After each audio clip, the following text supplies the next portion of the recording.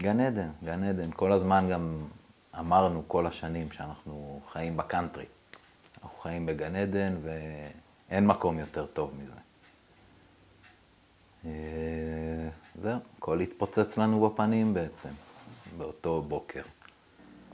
אחד החבר'ה מהקיבוץ שלח בקבוצה הפנימית של הקיבוץ שמזהים מחבלים בתוך הקיבוץ. כולם להסתגר, לנעול דלתות ולהסתגר בממד. אני בשלב הזה יצאתי שוב, הכנסתי את הכלבה איתנו לממד ונעלתי את הדלת של הבית, קיביתי אורות. זהו, התיישבנו בממד וחיכינו, ופתאום שומעים רעשים לא רגילים. שומעים ירי של נקל וצעקות, ומבינים שקורה משהו הרבה יותר גדול. עד שבאזור 9:45 אני רוצה להגיד, משהו כזה, נכנסו אלינו הביתה. בפעם הראשונה שומעים המון בלגן בבית. בשלב הזה אני אומר לילדים, שקט מוחלט, אף אחד לא מוציא מילה.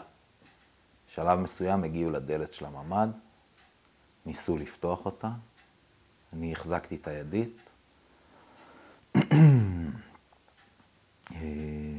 ניסו כמה פעמים לפתוח, אני התנגדתי, אני שומע באיזשהו שלב 3-4 צעדים אחורה ופתאום ירי על הדלת.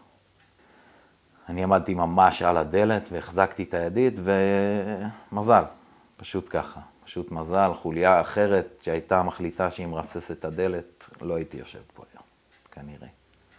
שמעתי אותם אוספים כל מיני ניירות וכל מיני מעילים שהיו שם ממש בכניסה, ופשוט הדליקו אש בכניסה לממ"ד.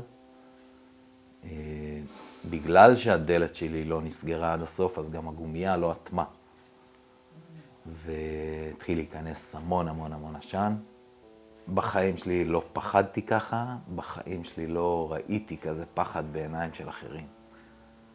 המבט של אשתי בעיניים זה היה נורא. נפרדנו מהילדים, לא בקול רם, בשקט, בלב, מהילדים, מאשתי. ממש כאילו, אמרנו זהו, זה הסוף. ואף אחד לא בא. אף אחד לא בא. אף אחד לא, כאילו, שולחים הודעות לכולם, מתקשרים החוצה, שישלחו עזרה, שמשהו, כלום, שום דבר. אף אחד לא הגיע.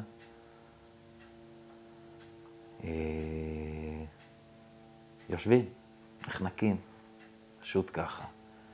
כשכבר הגיע כוח ראשון, אני רוצה להגיד באזור 1:30 בצהריים, אולי 2, כבר לא היה אף אחד בקיבוץ. באיזשהו שלב, אשתי כבר לא הרגישה טוב, בזמן שאנחנו בממ"ד, והיא לקחה החלטה שפותחים חלון. את החלון ברזל. תוך כדי כל השהייה הזאת, אנחנו שומעים את האש בבית, את החלונות מתפוצצים, את הקרמיקה מתפוצצת, מנורות שנופלות. אנחנו פתאום שומעים שוב אנשים נכנסים לבית. וצועקים לנו, זה צה"ל, זה צה"ל, יש פה מישהו.